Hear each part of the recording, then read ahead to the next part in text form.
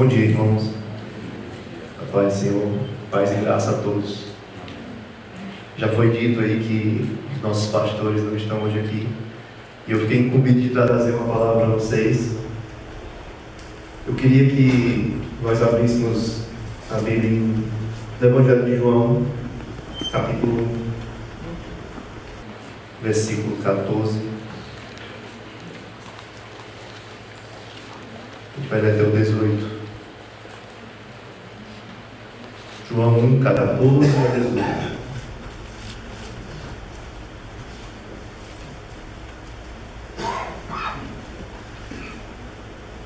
E o Verbo se fez carne e habitou entre nós, e vimos a sua glória como a glória do unigênito do Pai, cheio de graça e de verdade. João testificou dele e clamou dizendo: Este era aquele de quem eu dizia: O que vem após mim é antes de mim, porque é primeiro do que eu. E todos nós recebemos também da sua plenitude graça por graça, porque a lei foi dada por Moisés, a graça e a verdade vieram por Jesus Cristo. Deus nunca foi visto por alguém. O Filho unigênito que está no seio do Pai, esse o revelou. Vamos orar aqui para a gente pedir a Deus orientação a respeito da palavra. Senhor, nós te agradecemos por esse dia aqui, Senhor. Esse nosso encontro, essa nossa comunhão para aprender mais de Ti, Pai. E nós te pedimos nesse momento, Senhor, que Tu venha nos ajudar e nos fazer caminhar segundo o Teu Evangelho simples, meu Pai, revelando a Tua palavra que é simples para nós. Em nome de Jesus Cristo, livra-nos dos nossos achismos, livra-nos também, Senhor, das nossas teorias. Nós queremos aqui, Senhor, trazer a Tua palavra da maneira como Tu caminhaste aqui na terra e nos mostraste como foi. Em nome de Jesus Cristo, nós te agradecemos. Amém. Eu fiquei um pouco confuso quando eu vim trazer essa palavra aqui. E assim, quem caminha conosco no PG vai achar algo repetitivo, porque eu sempre tenho batido nessa tecla, mas eu acho que ela é uma tecla interessante da gente insistir, porque devido à displicência que nós temos tido com relação ao que nós vamos falar, é que nós estamos, de certa forma, a igreja que nós temos tido hoje, que nós conhecemos bem aqui no nosso país, por exemplo, que não é, digamos assim, um mérito só nosso. No mundo todo, a não ser naquelas comunidades onde a igreja é proibida e a igreja não pode se congregar, as pessoas ainda têm seguido um evangelho mais simples, porque a gente tem complicado, né? E aqui em João 1,14, ele fala sobre a criação, ele faz uma analogia com o Gênesis, né?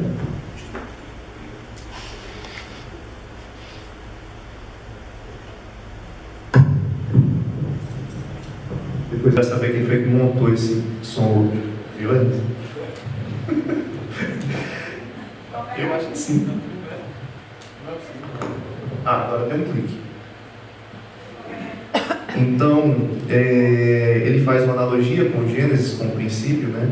E ele traz aí, no versículo 14, ele diz: E o Verbo se fez carne, Jesus Cristo, e habitou entre nós. Ele diz um pouco antes que esse Verbo era Deus, estava com Deus, e tudo foi feito por meio dele, sem ele nada do que foi feito se fez. E o Verbo se fez carne e habitou entre nós, e vimos a sua glória, uma glória do unigênito do Pai, cheia de graça e verdade. E eu queria frisar aqui no versículo 18, que ele diz assim: Deus nunca foi visto por alguém. O Filho unigênito que está no seio do Pai, esse o revelou. Nós temos um propósito de conhecer a Deus. Esse livro aqui, ele tem um propósito de revelar Deus aos homens. A Bíblia é a revelação de Deus aos homens. E o nosso dia a dia é um dia a dia de conhecimento de Deus. Nós buscamos conhecer mais a Deus.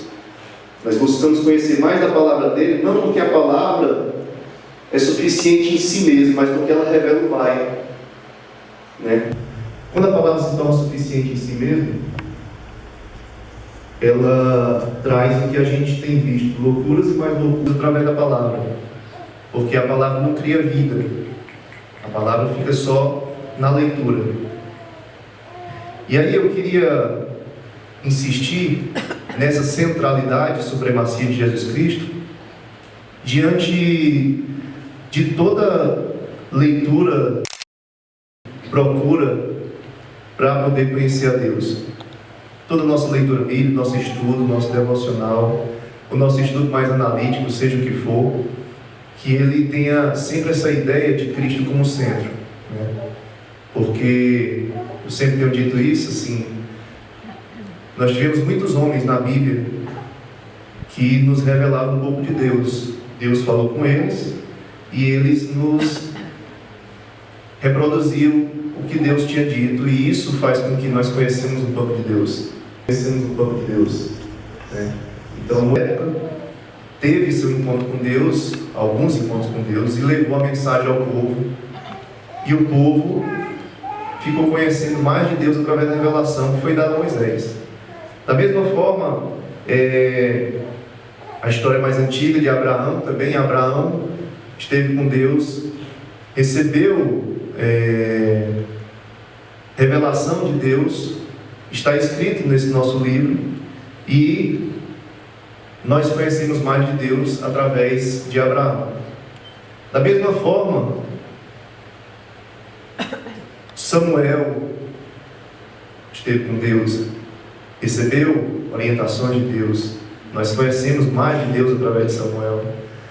Davi, Salomão, com os salmos, provérbios, nos revelam mais de Deus, tá certo? Mas eu quero insistir que Jesus Cristo, ele não recebeu uma orientação de Deus que não, como os outros receberam. Os outros receberam uma orientação não contínua. Assim, Moisés recebeu algo, trazia para o povo, preparava, mas depois ele tinha a sua vida como um homem comum. Abraão, da mesma forma. Abraão teve sua vida como um homem comum antes do encontro com Deus e depois do encontro com Deus.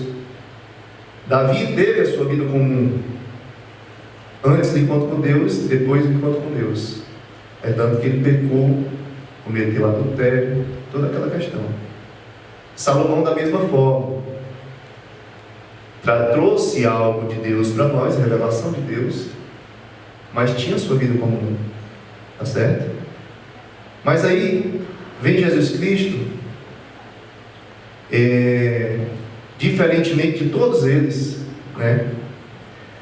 E eu gostaria de ver aqui em Hebreus 1:3, diz que ele é o resplendor da glória de Deus e a expressão exata do Pai. Então Hebreus está dizendo que Jesus é a expressão exata do Pai. Exata, da mesma forma, né? Existe uma diferença então entre aquilo que Jesus Cristo diz e aquilo que todos os outros disseram como revelação de Deus. Não que o que eles disseram não seja palavra inspirada, são sim, são palavras inspiradas, mas lá em Colossenses 2:7 diz que aquelas coisas, as coisas do Antigo Testamento, os rituais e cerimônias, elas eram apenas sombra daquilo que havia de vir, que é Jesus Cristo, que é o corpo. Então, você tem esse corpo aqui e tem a sombra dele, aqui a sombra. E Colossenses 2:7 diz que todas aquelas coisas eram sombra disso. Isso aqui é Cristo, aqui é sombra. Cristo revelado através do Novo Testamento, através dos Evangelhos, sombra as coisas da antiga aliança.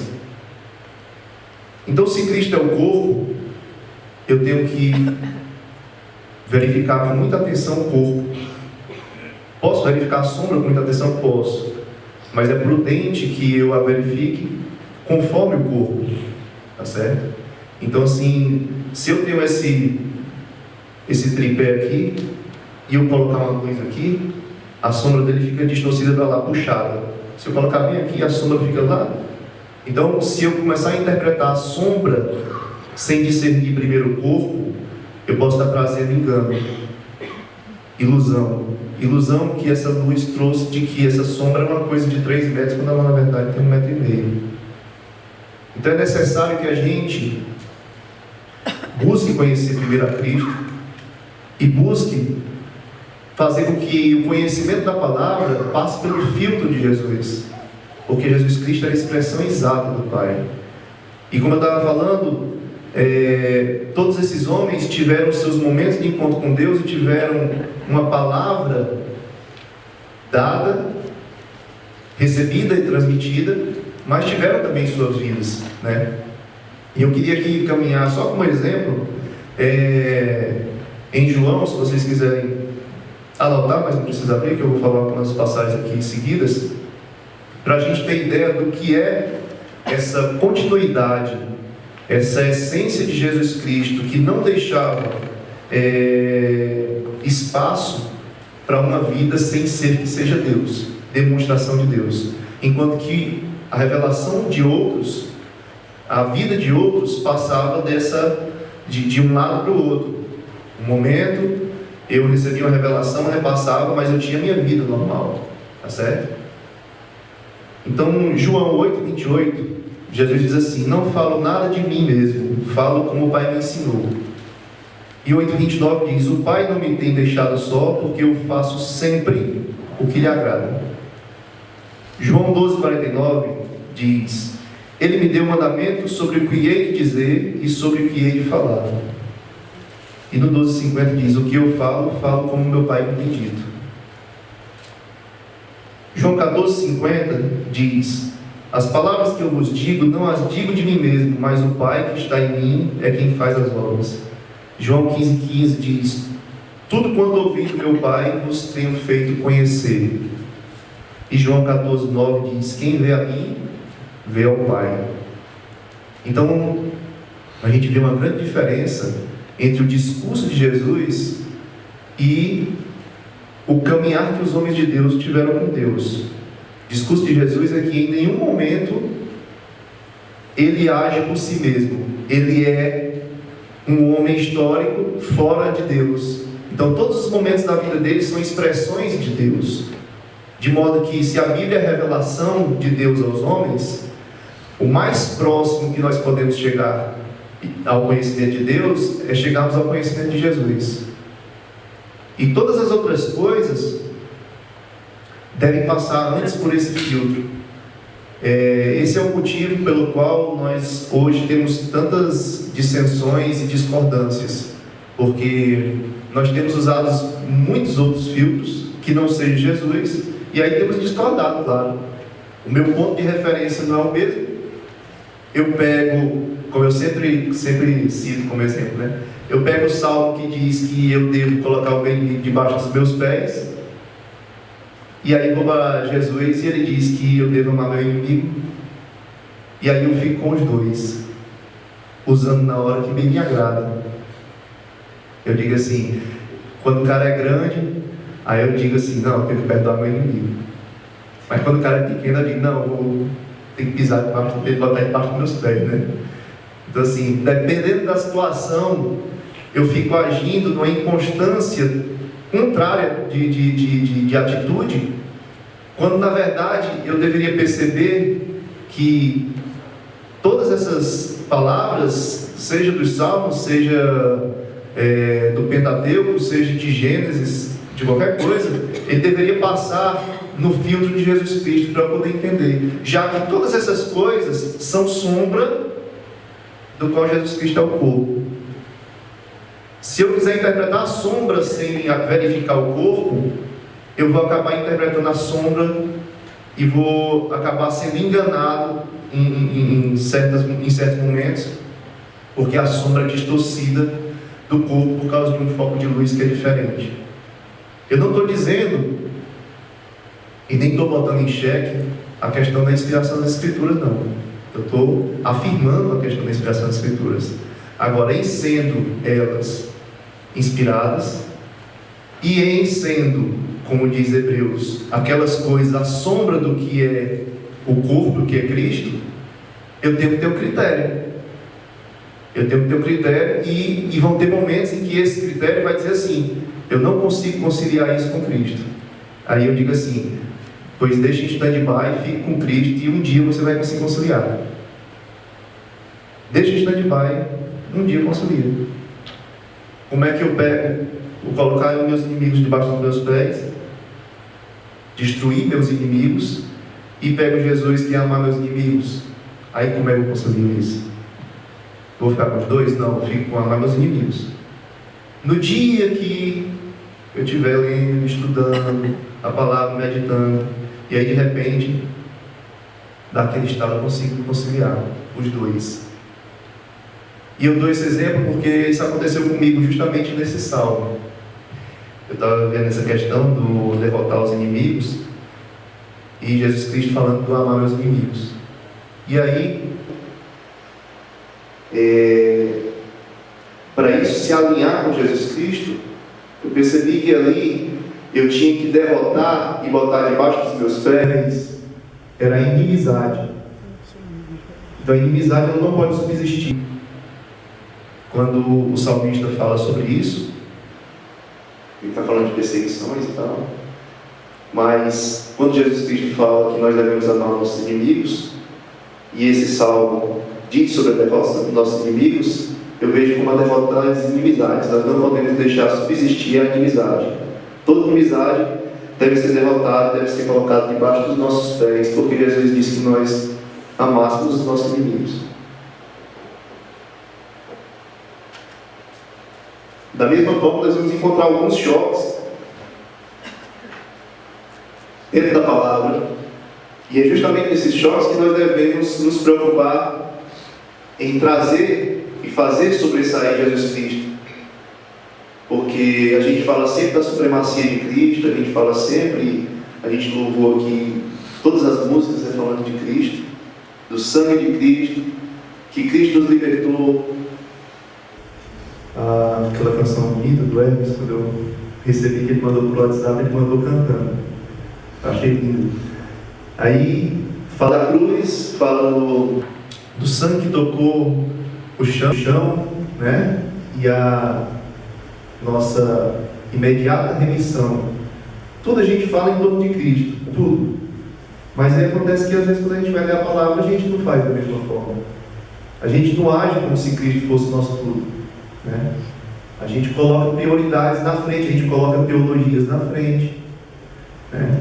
A gente coloca pacotes teológicos na frente, pacotes filosóficos na frente, e aí entra uma frase que tem seguido a minha vida, quem me conhece sabe que eu falo muito, do autor que também eu gosto muito, do C.S. Lewis, que ele diz: Deus não se faz de filósofo diante de uma lavadeira. Se entender o Evangelho é conhecer o grego, o hebraico, é conhecer filosofia, é conhecer a história do pensamento teológico, a teologia sistemática, é conhecer a teologia histórica, a teologia bíblica. Se conhecer a Deus depende disso, para os quais Jesus Cristo disse que nós devemos ter um cuidado maior, eles estão excluídos. Devemos ter um cuidado maior, eles estão excluídos. Porque são os mais humildes e geralmente os mais humildes não têm acesso a tal conhecimento. O Evangelho tem sempre sido e tem sempre tido uma atitude de nos enviar para os humildes, de nos enviar para os pobres, para os órfãos, para as viúvas, pessoas que não têm acesso a muita coisa.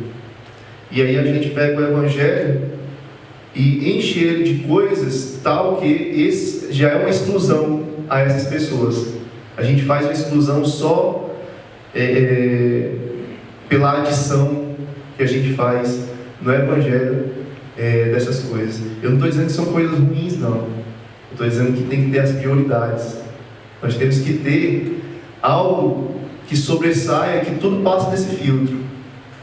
Quem me conhece sabe que eu não sou vamos dizer assim, um delator da ignorância, um delator não, como é que eu posso dizer? Um simpatizante da ignorância ou coisa assim. Quem me conhece sabe que eu tenho muitos livros e gosto de ler. Mas todas essas coisas devem passar pelo filtro que é Jesus Cristo. Como nós vimos aqui, quem vê a mim vê ao Pai. Se Jesus Cristo disse isso, e todas essas palavras que a gente leu agora em João, que ele só faz o que o Pai manda, tudo que ele faz é o que o Pai falou para ele fazer, então todos os movimentos dele é demonstração de quem é Deus. Não é isso que ele diz? Todos os movimentos de Jesus Cristo é demonstração de quem é Deus. Então, nós devemos aprender mais de Jesus. Eu acho que no PG retrasado, lá na casa do Daniel, a gente estava falando e eu disse assim, eu sempre, quando alguma pessoa fala assim, o que é que eu leio na Bíblia? Por onde eu começo? Eu digo assim, a Bíblia é dividida em duas partes, o Antigo Testamento e o Novo Testamento. Começa pelo Novo. É um livro esquisito que você começa de trás para frente. E dentro do Novo existe algo que é o motivo de todo esse livro existir, que é Jesus Cristo.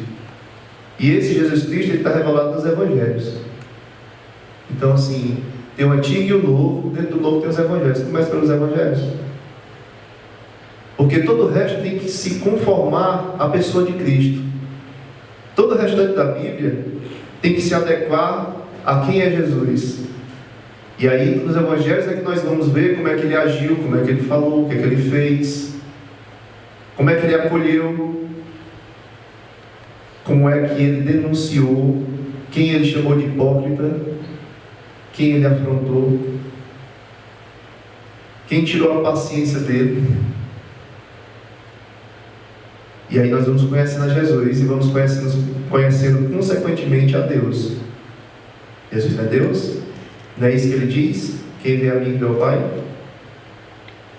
Então, do Antigo e Novo, começa pelo Novo, dentro do Novo pelos Evangelhos.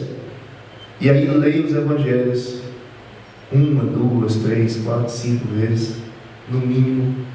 Aí depois começa a ler o resto do Novo Testamento, passando pelo filtro de quem é Jesus Cristo.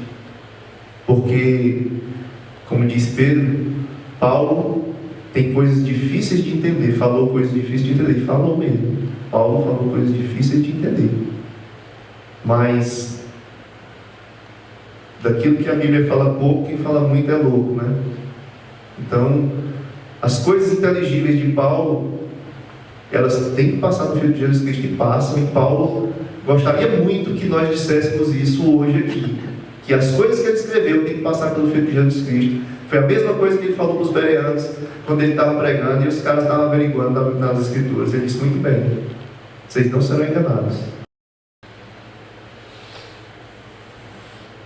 Eu vejo que muita da confusão que a gente tem hoje a respeito do que seja o Evangelho é simples.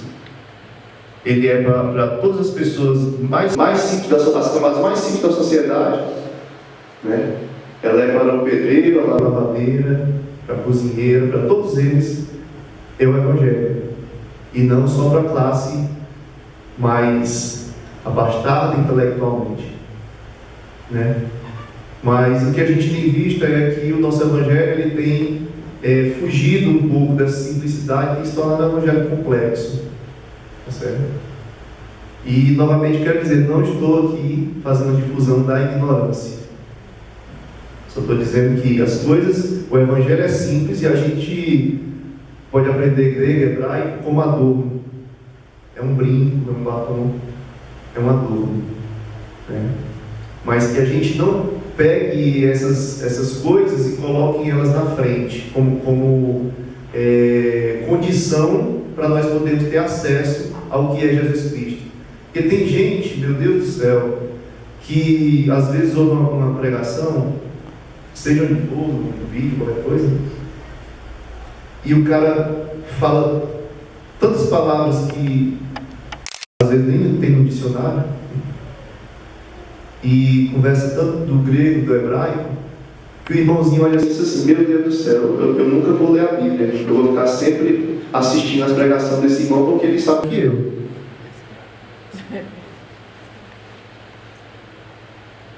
E aí lá em 1 Pedro 1, 18, 19 diz assim: através de Cristo fostes resgatados das vossas vãs maneiras de viver, que por tradição recebeste dos vossos pais. Pedro está dizendo aqui que as pessoas estavam vivendo de uma forma que eles adquiriram como tradição, achando que é de um para o outro. E as coisas hoje a gente não tem dentro da igreja que é do anterior.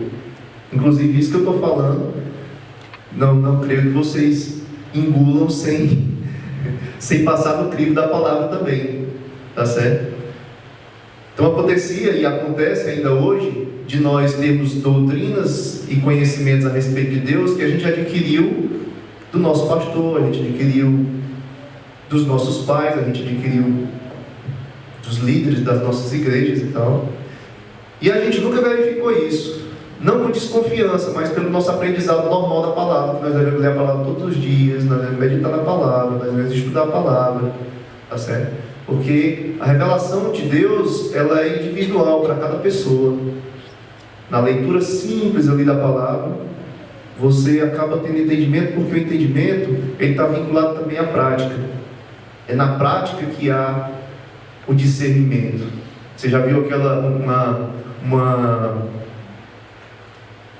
testemunho de um missionário assim, muito rodado, cara que já foi não sei aonde, em vários lugares. Você fica impressionado com o que o cara tem para falar, porque o discernimento da palavra, ele vem na prática que o cara faz. Então, o cara foi para lá na África, foi não sei aonde, estava no Egito, foi para todo canto, e Deus falou com ele, Deus guiou, e Deus tal, e aí ele deu uma passagem e dá uma interpretação que eu nunca vi na minha vida, em canto nenhum, e tão, digamos assim, entre aspas, tão própria, né, do acontecimento dele, com a vida dele, e aquilo ali dá um discernimento da palavra totalmente cristocêntrico, né? Mas o que é esse caminhar com Cristo, essa prática do Evangelho, né, acaba tendo o desenrolar de um conhecimento maior de Deus. Lá em João 7,17, Jesus Cristo diz assim: quem quiser conhecer a minha doutrina, comece a caminhar nela, e aí você vai conhecer. Ou seja, o Agostinho, inclusive, ele interpretou isso de uma forma muito bonita. Ele diz assim: creio para entender e entendo por que creio. Ele pegou esse versículo e o comentário dele era esse: eu creio para entender e entendo por que creio. E esse crer é o crer que Jesus Cristo falava. Porque quando Jesus Cristo diz assim: crede em mim, ele está dizendo: eu estou aqui, na tua frente, crê que eu estou aqui? Não. Esse crer é uma palavra muito mais profunda, que quer dizer, crê, e em crendo, faz o que eu faço, acredita no que eu estou dizendo e anda conforme eu ando. É um caminhar, é um crer que ao mesmo tempo faz eu me mover no sentido de ser parecido com Ele. Então, quando Jesus Cristo, até porque quando Ele fala, crê em mim, Ele fala com pessoas que estão vendo Ele. Então, não é crer que eu estou aqui, que existiu um Jesus histórico há não sei quantos mil anos atrás, né? É crer em mim, é crer no que eu faço, que isso é que é vida. Façam isso e internalizem todos esses meus gestos, esses meus moveres, né? Isso é crer em Cristo. Então, quando em João ele diz que quem quiser conhecer da minha doutrina, caminhe nela, ou seja, você começa a caminhar e o retorno disso é um entender. E aí você entende e caminha mais ainda e vem mais retorno de entendimento. E aí quanto mais você caminha, mais entendimento você vai tendo de retorno de quem é Deus.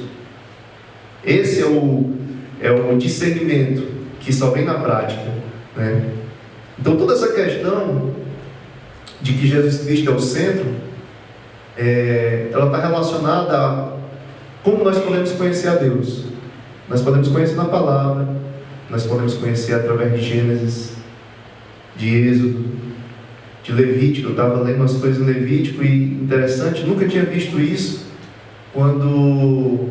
antes de eu aplicar esse princípio de Jesus Cristo como centro. Levítico para mim era um livro muito chato, cheio de regras e leis que não tinha mais nada a ver com a gente. E aí eu fui ler de novo agora com o filtro de Cristo e vi tanta coisa, tanto evangelho.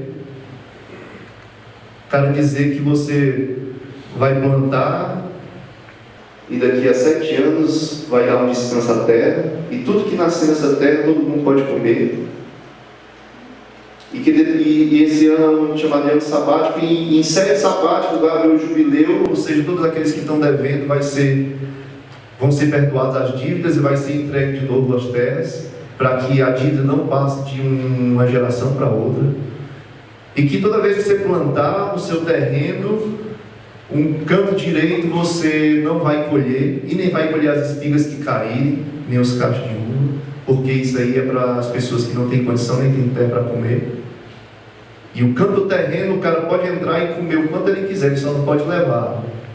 Tem a lei, inclusive, para proteger o dono da terra também, do cara não levar e fazer festa ou vender, né?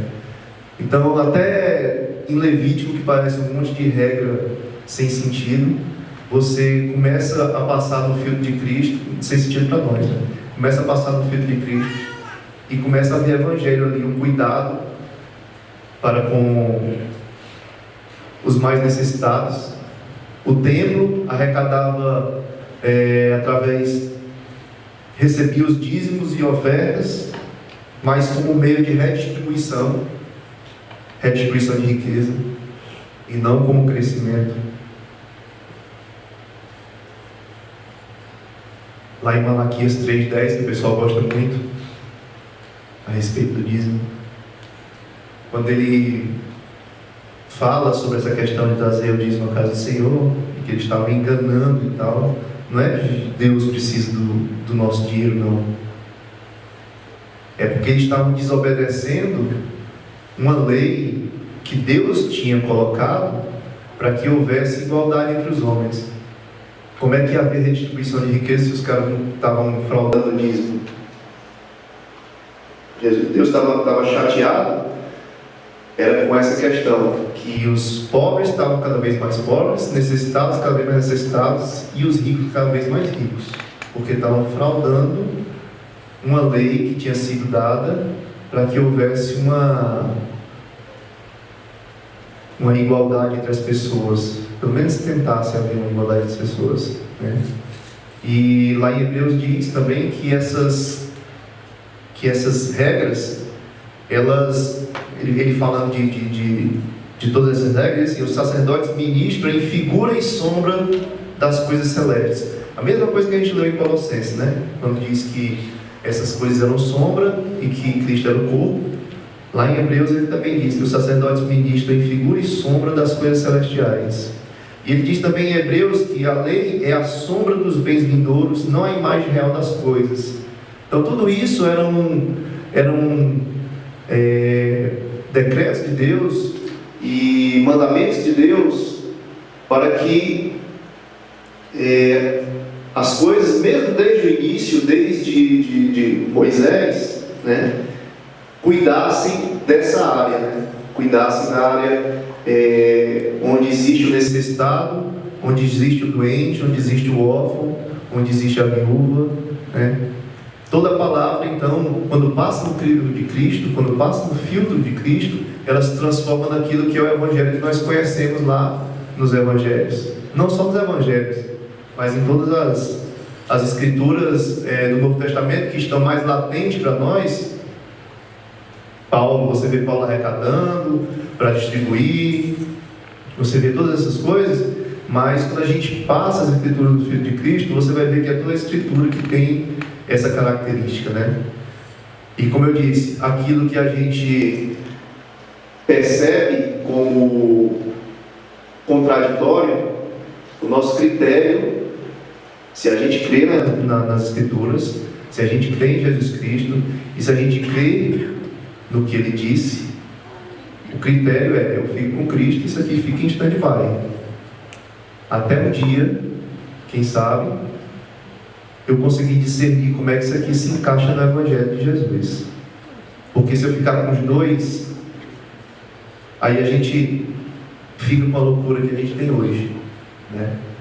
A gente fica com a loucura que a gente tem hoje, como, não sei se foi o Carlinhos que disse, que nós somos o 7º país mais corrupto do mundo, parece que é isso, e somos o 1º país mais católico, o 2º mais protestante. Em violência, nem se fala. Então, assim, cristãos, vamos chamar de cristãos, católicos e protestantes. Nós somos o 1º católico e o 2º protestante. E o nosso país está desse jeito, então tem algo errado com a nossa visão do que é ser cristão. Tem algo muito errado, porque se nós estamos nesse ranking, nosso país não era para ser isso. Nosso país não era para estar no ranking dos mais cristãos e no ranking dos mais corruptos, dos mais pobres e dos mais... tudo que é de ruim. Então, que cristianismo é esse? É um cristianismo que não passa o seu entendimento no filtro de Cristo. Ele não passa a revelação de Deus nas Escrituras no filtro de Jesus. Ele pega tudo e usa conforme lhe agrada, e conforme agrada a cada um. E aí por isso as divisões, e por isso as corrupções, e por isso as tantas divergências que existem entre nós, porque eu vejo o Evangelho e vejo tanta coisa simples, nisso reconhecereis que são meus discípulos, se amares uns aos outros. Quantas vezes não tem isso na Bíblia? Pedro diz, Tiago diz, João diz muitas vezes, os outros evangelhos também. Então a gente sempre, e é sempre assim, ele tem 2 pontos, que é assim, como quem diz assim, preste atenção nisso aqui, se não prestar no resto, né? Porque quando a gente coloca 2 pontos, a gente quer o que vem depois é uma coisa que se sobressai. Você está ou explicando, dizendo assim, ó, presta atenção nisso aqui, 2 pontos. Aí fala, ama o seu próximo como a ti mesmo. Se amarmos uns aos outros, reconhecerão que nós somos seus discípulos. Então, como é que a gente acredita nesse livro? Como é que a gente acredita na revelação de Deus? Como é que a gente acredita que Jesus Cristo tem supremacia sobre todas as coisas? E o nosso país, e a nossa igreja, nosso país, que é o 1º mais católico, 2º mais protestante, é um país sofredor como nós conhecemos. É um país violento, é um país corrupto. Então nós temos interpretado isso de uma maneira muito errada. Eu estava vendo uma foto do pessoal do Mais Sopa, e eu vi ali 10, 15 pessoas. Eu digo assim, 10, 15 pessoas, como faz a diferença numa praça daquela? Agora você imagina se todo mundo tivesse esse entendimento, que não é um entendimento de igreja, não é um entendimento de igreja de Cristo Salinas, não é um entendimento de lugar nenhum, é um entendimento do Evangelho. O que aconteceria nessa cidade se as nossas igrejas agissem conforme o Evangelho diz? 15 pessoas numa praça fazem uma diferença enorme na vida de várias pessoas, e quem passa olha, e as pessoas que são necessitadas lá têm as suas necessidades atendidas na medida do possível. Agora você imagina 15 pessoas, 15. Você imagina nós nos unirmos, igreja de Fortaleza, e muito fácil, é como tirar 15 pessoas daqui, a gente tirasse 1000 pessoas, juntando todas as igrejas, e dividisse essas 1000 pessoas, vou nem botar 1000, vou botar 700 para mim dividir pela semana, né? Dava 100 pessoas por dia. 100 pessoas por dia. A gente distribui essas 100 em 10 grupos de 10. e na segunda esses 10 grupos de 10 iam para 10 localidades na cidade, e na terça esses 10 grupos de 10, outros 10 grupos de 10 iam para outra localidade da cidade, e assim sucessivamente, 700 pessoas. Juntar 700 pessoas da igreja evangélica de Fortaleza é a coisa mais fácil do mundo, em termos de quantidade. Em termos de entendimento, é a coisa mais difícil do mundo. Agora você imagina a mudança que essa cidade não ia ter. E nós estamos contando só com 700 pessoas. 700 pessoas na igreja de Fortaleza. 700 pessoas, às vezes, é um quinto de uma igreja. Um terço, dependendo das igrejas que nós temos aí. Mas como faria diferença? Né? Como faria diferença? E toda essa questão de a gente ver Cristo como centro das Escrituras e ser o filtro pelo qual nós lemos todo o resto, já que Ele é a expressão exata do Pai, nada melhor, tem aquele ditado que diz assim, as palavras podem ensinar, mas as atitudes, elas arrastam, né? Então, assim, nós tivemos palavras. Nós tivemos palavras dos profetas, que revelaram a Deus. Nós tivemos palavras dos patriarcas, que revelaram a Deus. Mas veio um que veio dar o exemplo. A expressão exata do Pai veio e se moveu aqui na terra como Deus se moveria. Ele caminhou e acolheu e fez todas as atitudes dele como Deus faria. E todas as suas ações foram por si mesmo. Nenhuma delas foram por si mesmo. O que eu falo como meu Pai tem dito. O Pai não tem me deixado só, porque eu faço sempre o que lhe agrada.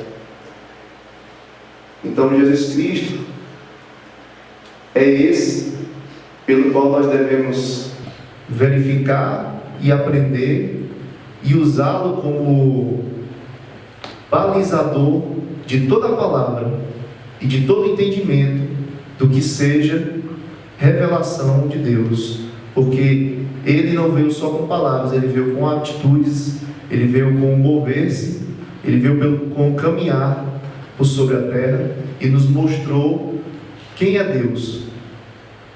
Todo o resto, importantíssimo, mas deve passar nesse filtro. Deve passar nesse filtro porque é sombra, e sombra pode enganar. Sombra pode estar distorcida conforme o meu entendimento. Às vezes eu leio uma coisa, você lê outra, a gente tem duas interpretações. Mas se a gente tem um corpo,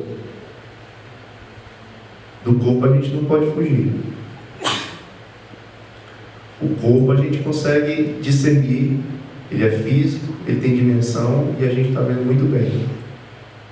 Então eu queria fazer esse convite para que nós possamos ter esse entendimento. Eu sei que isso é uma coisa que está por todas as Escrituras e é algo que eu considero básico, mas como eu só vim entender isso depois, eu quis trazer essa mensagem para que a gente pudesse refletir nela, que estando ela pulverizada em todas as Escrituras e bem clara no Novo Testamento, estando ela bem clara nos Evangelhos, estando ela bem clara em todos os livros, mas a gente faz como 1 Pedro, né? A gente pega a bagagem de quem nos ensinou, a gente pega a bagagem dos nossos pais, a gente pega a bagagem da tradição, a gente pega a bagagem da igreja anterior, a gente pega a bagagem da igreja atual, dos líderes, e acaba vivendo em desconformidade do que é o Evangelho.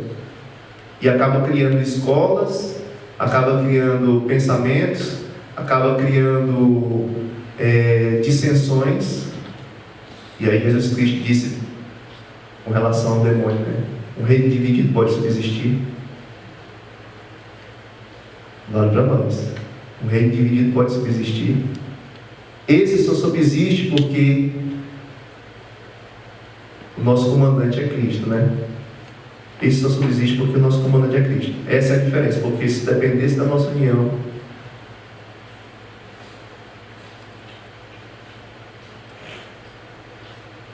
E essa união, ela só vai se dar cada vez mais no momento em que a gente decidir caminhar conforme Cristo. E o caminhar de Cristo foram ações. Poucas vezes a gente vê falar que Cristo estava sentado pensando. Ele estava muitas vezes em pé fazendo. Ele tinha sua comunhão com o Pai. Ele tinha suas reflexões.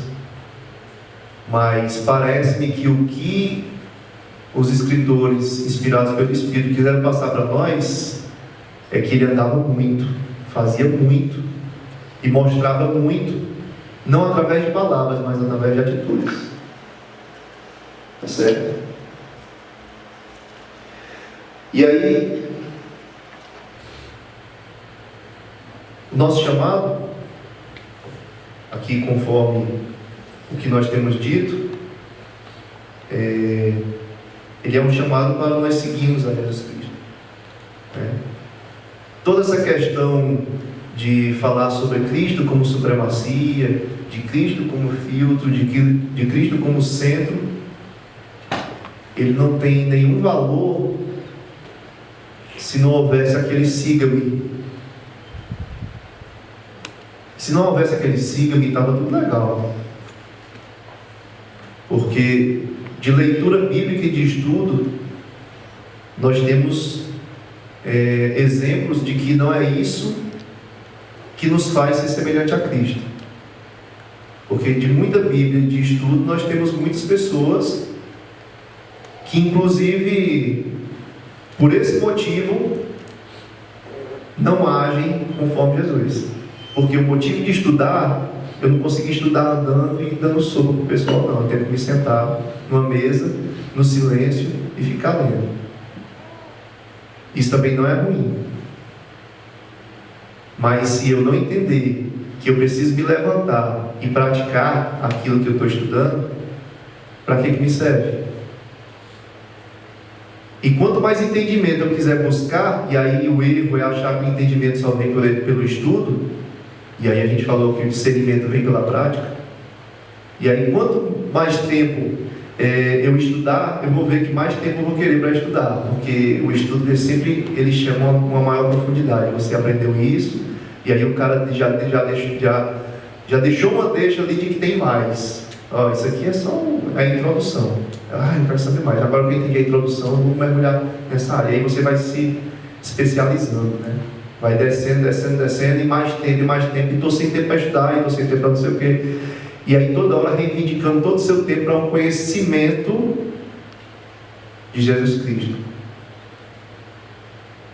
Só que ficar sentado na cadeira não vai trazer conhecimento de Jesus Cristo, não. O conhecimento de Jesus Cristo vem através do levantar-se e fazer conforme Ele fez. É claro que a leitura, o estudo traz o conhecimento, mas de que adianta o conhecimento sem a prática?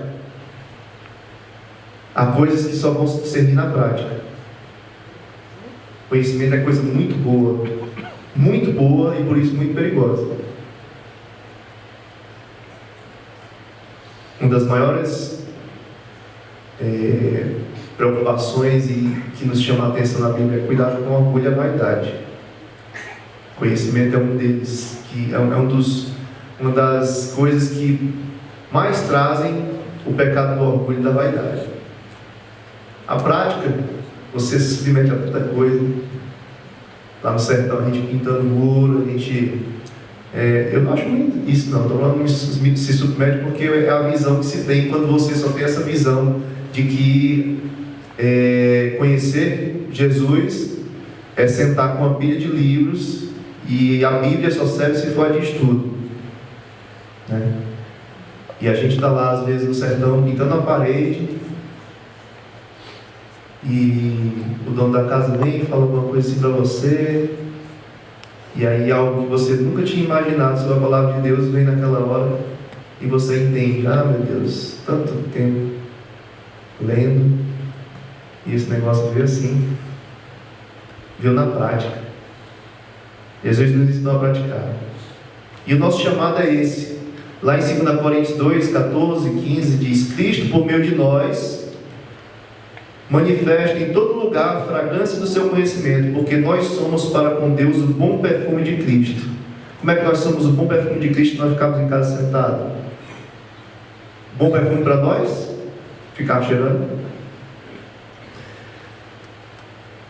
Aqui a ideia do perfume exalado no meio de todo o povo, das pessoas. Nós somos o perfume de Cristo no meio das pessoas. As pessoas devem ver algo diferente em nós. Lá em Tiago 25 diz: o Evangelho é a lei perfeita que dá liberdade às pessoas. Se alguém examina bem essa lei e não a esquece, mas a põe em prática, Deus vai abençoar tudo o que essa pessoa fizer. Então, nosso chamado é primeiro para conhecer a Deus. Conhecer a Deus, o mais perto que a gente pode chegar é através de Cristo.